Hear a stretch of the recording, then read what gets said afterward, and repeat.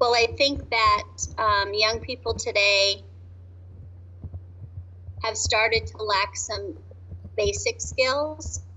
They lack the ability to feel comfortable just communicating face to face with an individual or with groups.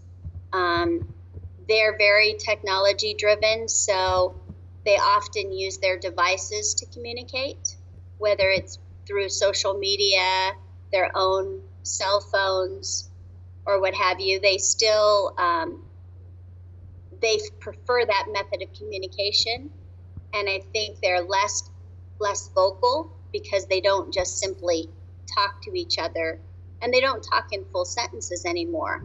When you text, you shorten a lot of what you say in a text, and it wouldn't be how you would normally communicate when you're speaking to someone face to face.